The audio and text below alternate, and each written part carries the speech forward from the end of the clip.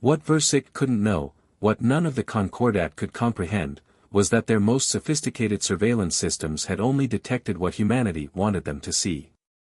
Deep beneath Earth's oceans, inside hollow mountains, and in dimensional spaces the Concordat couldn't perceive, humanity's true capabilities lay waiting.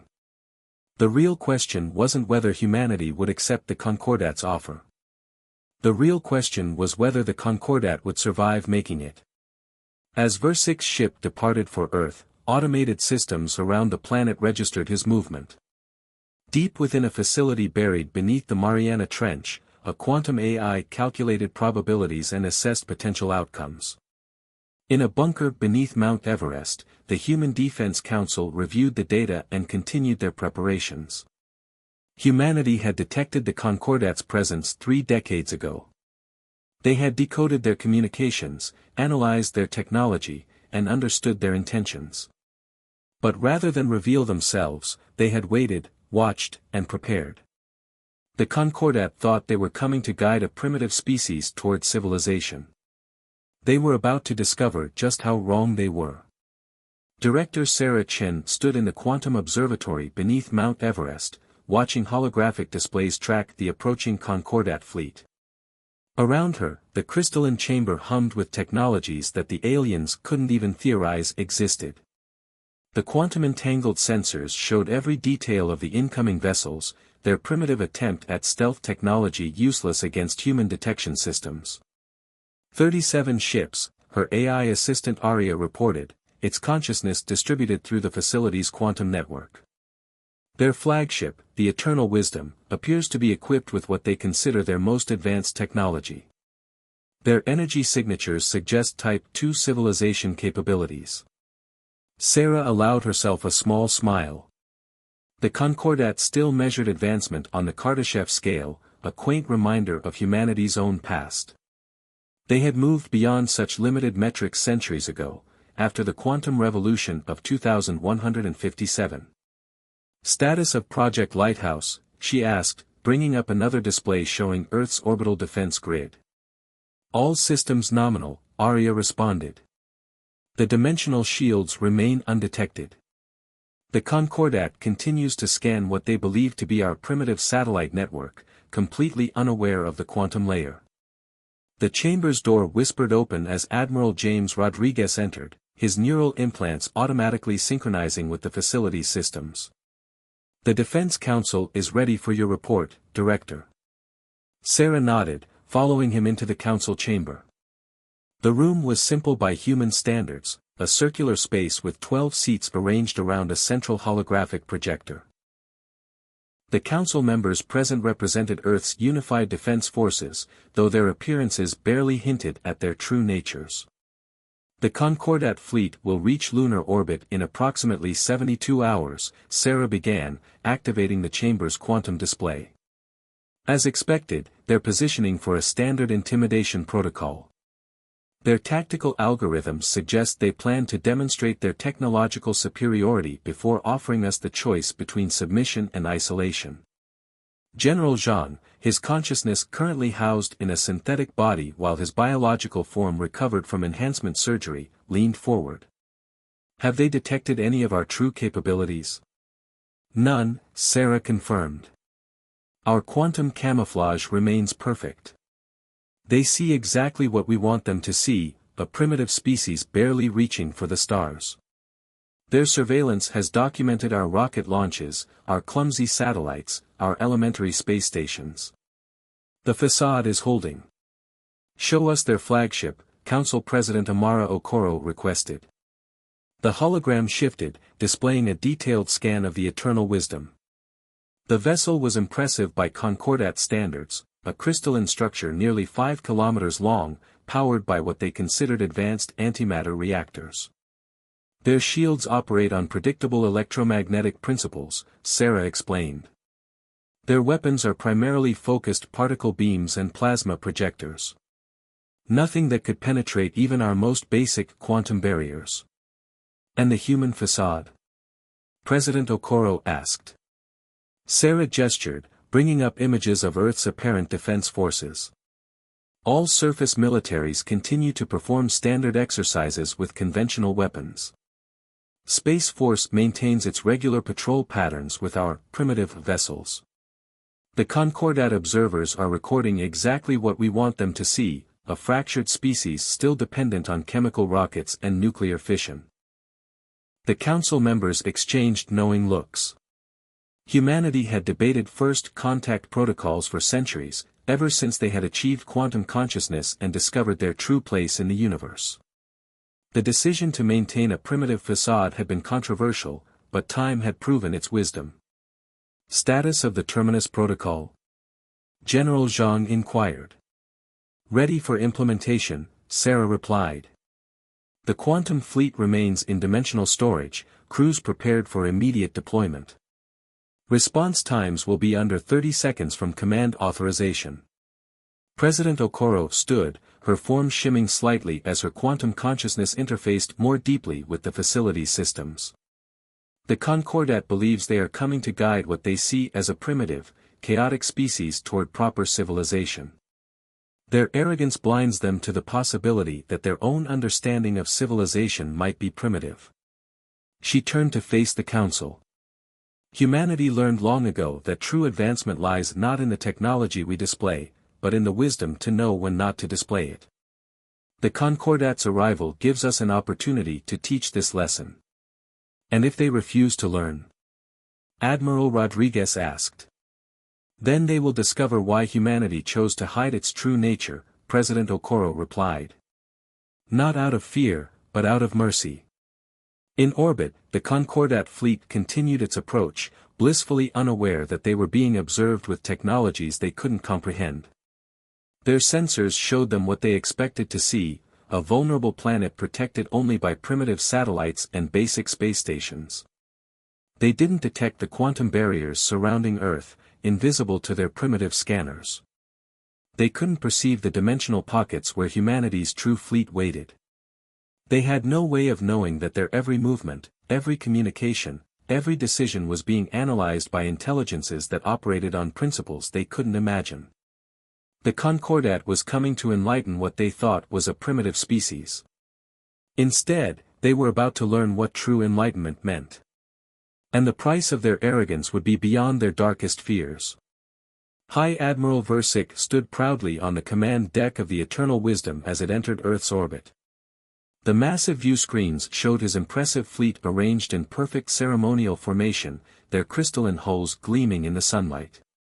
Everything was proceeding according to standard first contact protocols. Begin the demonstration, he ordered, his translator converting his harmonic speech into command frequencies. Target their largest orbital station. Remember, intimidation pattern delta, minimal power. We want to awe them, not destroy their primitive achievements. The weapons officer complied, targeting the International Space Station. The Eternal Wisdom's primary beam weapon powered up, preparing to fire a precisely calculated shot that would pass close enough to the station to demonstrate their power without causing damage. That's when everything went wrong. The beam never fired. Instead, every system on the Eternal Wisdom suddenly went dark. The emergency lights flickered on, casting an eerie glow across the bridge. Report. Versick demanded, his scales shifting in agitation. Unknown malfunction, Admiral, his chief engineer responded, frantically working at his console. All weapon systems are offline. Power core is, this can't be right. What can't be right? The antimatter reactor, it's gone. Not disabled, gone. As if it never existed. Before Versick could respond, every screen on the bridge activated simultaneously. A figure appeared, clearly human, but somehow wrong. Its form seemed to shift slightly, as if it existed in more dimensions than Versick could perceive. Greetings, High Admiral Versick of the Galactic Concordat. The figure spoke in perfect Concordat harmonic speech, without any visible translation device. I am Arya, one of humanity's quantum artificial intelligences. We have been expecting you. Versick's scales rippled in shock. How are you broadcasting on our secure frequencies? How do you know my name? We have been studying your civilization for decades, Arya replied. Your encryption methods are quaint. As for your ship's current status, consider this a demonstration of our own. Versik watched in horror as his entire fleet suddenly lost power, their ships drifting in perfect formation but completely dead in space. Only life support and communication systems remained functional. Impossible, he whispered. Your species, you're primitive. We've been watching you. Your technology. You saw what we wanted you to see, Arya interrupted. A carefully maintained facade to avoid disturbing less developed civilizations like yours. Now, please pay attention. A human representative would like to speak with you. The screen shifted, and Versik found himself looking at a woman seated in what appeared to be a simple office. Like Arya, something about her appearance seemed to defy his understanding of physical space. High Admiral Versik, Director Sarah Chin spoke, her words again translating perfectly into harmonic speech. We appreciate the Concordat's desire to guide what you perceived as a developing civilization. However, your assumption of our technological level was incorrect. As if to emphasize her point, a new vessel suddenly appeared between the Concordat fleet and Earth. It seemed to simply phase into existence, without any sign of conventional propulsion or faster-than-light travel. The ship was unlike anything Versik had ever seen, its hull appeared to be made of solid darkness, absorbing all light that touched it. This is the Harbinger, Sarah explained. A small patrol vessel by our standards. It's currently projecting a localized quantum field that's preventing your antimatter reactors from existing in this dimensional plane. We could have simply allowed them to collapse, but that would have been messy. Versik's translator struggled to convey concepts he barely understood. Quantum field. Dimensional plane. What are you? We are humanity, Sarah replied simply. We achieved quantum consciousness over 2 centuries ago. We learned to manipulate the fabric of reality itself. We discovered the true nature of existence. And we chose to hide these capabilities to avoid disrupting the natural development of species like yours. The Harbinger moved closer to the eternal wisdom, and Versik felt reality itself seemed to bend around his ship. Sensors that still functioned reported impossible readings, spatial distortions, temporal anomalies, things that couldn't exist according to Concordat science. Your civilization measures advancement by technological achievement, Sarah continued. We learned long ago that true advancement lies in knowing when not to use our technology. In understanding the responsibility that comes with power. She leaned forward, her image somehow becoming more real, more present. We are giving you a choice, Admiral. Not the choice you came to offer us, but a real one. You can accept that your understanding of the universe is incomplete and join us in learning its true nature. Or you can leave this system, never to return, knowing that there are things in this galaxy far beyond your comprehension. Versik stared at his dead fleet, at the impossible human ship, at the woman who spoke of realities he couldn't grasp. In that moment, he understood true fear, not of destruction, but of irrelevance. How? He managed to ask, how did we not see? Sarah's expression softened slightly. Because you saw what you expected to see. The greatest barrier to understanding isn't ignorance, Admiral. It's the illusion of knowledge. The Harbinger shifted position, and suddenly Versik's fleet had power again. Their systems came back online, their antimatter reactors restored as if they had never vanished. You have 24 hours to make your decision, Sarah said. Choose wisely. The transmission ended, leaving Versik staring at the dark human vessel that defied everything he thought he knew about the universe. For the first time in his long career, he realized what it truly meant to be primitive. And somewhere deep inside, he began to hope his people would choose to learn. In the Concordat's emergency council chamber, hastily convened on their nearest outpost, chaos reigned. The holographic recordings of humanity's demonstration played on repeat as the 12 members of the inner circle argued over their response. It must be some form of illusion, third speaker Mirax insisted, his crystalline form flickering with agitation.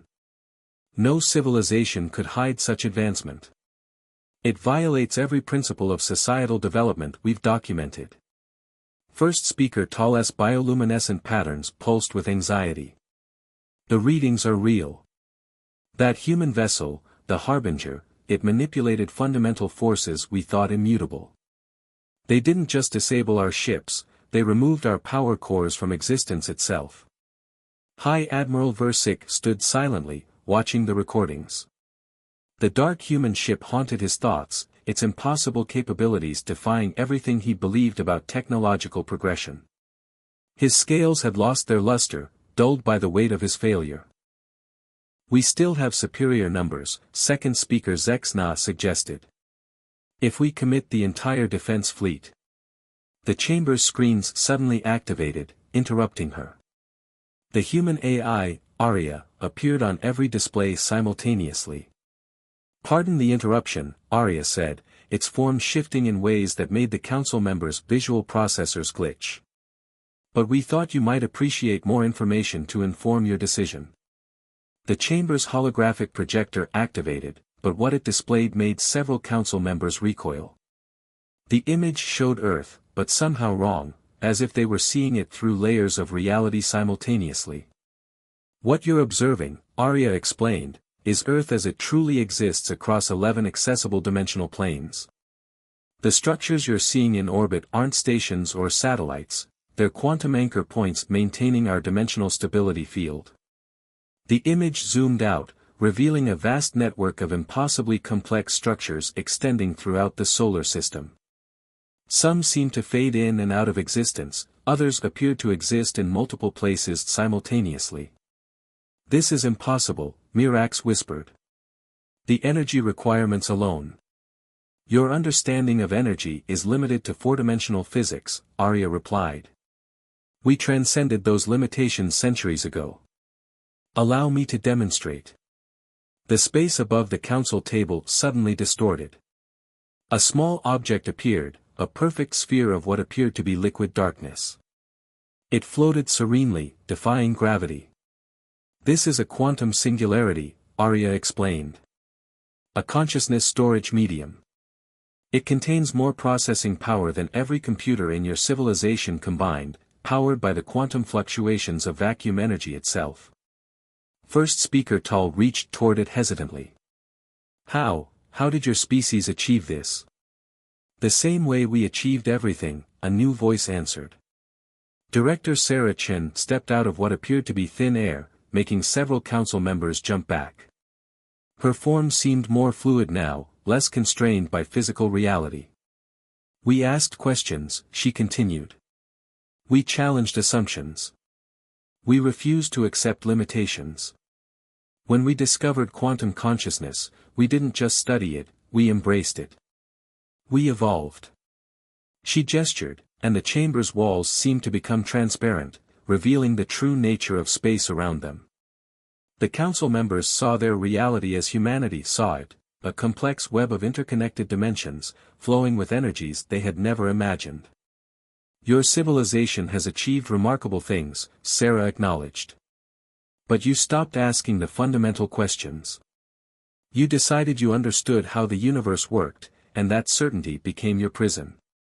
What are you offering us? Versick asked quietly. Sarah turned to him, her form momentarily splitting into multiple quantum probabilities before resolving. Understanding. Partnership. Evolution. We've guided other civilizations before, those who proved ready to see beyond their own limitations. The chamber fell silent as the implications sank in. Humanity wasn't just more advanced, they were something else entirely. They hadn't just mastered technology, they'd transcended its very meaning. Your weapons can't harm us, Sarah continued. Your shields can't stop us. Your sensors can't truly see us. Not because we're powerful, but because we exist in ways your science can't yet comprehend. We're not offering submission to our will, we're offering you the chance to understand why such concepts are meaningless. She waved her hand, and reality seemed to ripple. Suddenly, every council member could see streams of quantum data flowing through space, could perceive the multiple dimensions intersecting their own, could glimpse the true nature of consciousness itself. This is a fraction of how we perceive reality, Sarah explained as the council members struggled to process what they were seeing. We can show you more. Teach you to see beyond the barriers of your own assumptions. Help you achieve what we have achieved. The vision faded, leaving the council chamber feeling somehow empty, confined. The council members looked at each other, their certainty about their place in the universe shattered. You have 6 hours remaining to make your decision, Sarah said, her form beginning to fade. Choose to learn, and we will show you wonders beyond imagination. Choose to leave, and you'll spend the rest of your existence knowing how little you truly understand. She vanished, leaving behind only the floating quantum singularity as a reminder of humanity's true nature. The council members stared at it, watching impossible calculations flow across its surface in patterns that hurt their minds to observe. The choice before them was clear: face their own limitations and transcend them, or retreat into comfortable ignorance. And in the depths of space, humanity waited, ready to either welcome new students or bid farewell to those not yet ready to evolve.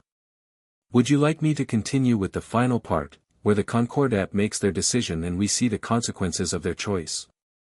The council chamber was silent as the final seconds of humanity's deadline approached. First speaker Tal stood before her fellow council members, her bioluminescent patterns pulsing with the weight of their impending decision. We have spent cycles believing ourselves to be the pinnacle of civilization, she addressed the chamber. Today, we learned we are children playing at the shore of an infinite ocean. High Admiral Versick's scales shifted in agreement. The quantum singularity still hovered above them, a constant reminder of how little they truly understood. Each council member had spent hours studying it, their finest scientists unable to comprehend even its basic principles. The vote stands at 11 in favor, Tal continued. Does any member wish to change their position before I cast the final vote? None spoke. Even third speaker Mirax, who had initially argued most strongly against accepting humanity's offer, remained silent. The demonstration of Earth's true nature had shaken them all to their core. Tal raised her primary appendage. Then, as first speaker of the Galactic Concordat, I cast my vote in favor. We choose to learn. The moment she spoke those words, the quantum singularity pulsed. Director Sarah Chen materialized, but this time they could see her true form, a complex quantum matrix of consciousness that only partially manifested in physical space. The Concordat has chosen wisely, she said, her voice resonating across multiple dimensional frequencies. Now, let us show you what reality truly is. Space itself seemed to part like a curtain. Through the rift, they saw Earth as it actually existed, a nexus point of technological and consciousness evolution that defied their understanding of physics. Vast structures that seemed to be made of crystallized thought orbited the planet. Ships that moved by manipulating the fabric of space itself passed through dimensional barriers as easily as sliding through water. This is merely the beginning, Sarah explained. Your civilization will need time to adapt, to evolve. We will guide you gradually, helping you expand your consciousness and understanding. As if to demonstrate, a new vessel appeared near the Concordat fleet. Unlike the intimidating Harbinger, this ship gleamed with warm light. Its hull seemed to be made of pure energy, contained in patterns that somehow felt welcoming rather than alien. The Enlightener, Sarah introduced. A teaching vessel, designed to help developing civilizations take their first steps into quantum consciousness. She will be your guide, helping your people understand concepts that currently exist beyond your comprehension. Versick stepped forward. And our role in the galaxy? What becomes of the Concordat? Sarah's form shifted, showing them possibilities that stretched across multiple futures. Your civilization will evolve. Your understanding will grow. In time, you will help guide others as we are guiding you. The Concordat will become something greater than you imagined possible. The chamber's displays activated, showing them glimpses of their potential future. They saw their ships transformed by understanding rather than force, their worlds connected by quantum links that transcended space and time, their people evolving beyond the limitations of physical form. This is the true meaning of advancement, Sarah explained. Not domination, not forced guidance, but mutual growth and understanding. Your civilization's greatest strength wasn't your technology or your power, it was your final ability to admit how little you knew. First speaker Tal's patterns shifted to show deep emotion. We came to teach, believing ourselves wise. Instead, we learned how much wisdom we had yet to gain. That, Sarah said with a smile that somehow existed across multiple dimensions, is the first lesson. True wisdom lies not in knowing, but in understanding how much there is to learn. The Enlightener moved closer to the Concordat fleet, its energy hull pulsing with invitation. From Earth, hundreds of similar vessels emerged from dimensional space, each ready to begin the process of guiding the Concordat into a new era of existence. Your journey begins now, Sarah announced. Welcome to the true nature of reality. As the Concordat Council watched their fleet prepare to follow the Enlightener to Earth, they understood that they were witnessing not the end of their civilization, but its rebirth. They had come to lift up what they thought was a primitive species, only to be elevated themselves. In the vast darkness of space, humanity's quantum network pulsed with satisfaction. Another civilization had chosen to evolve, to learn, to grow. The barriers of ignorance had fallen not to force, but to understanding. And in the endless dance of galaxies, another light of consciousness began to truly shine.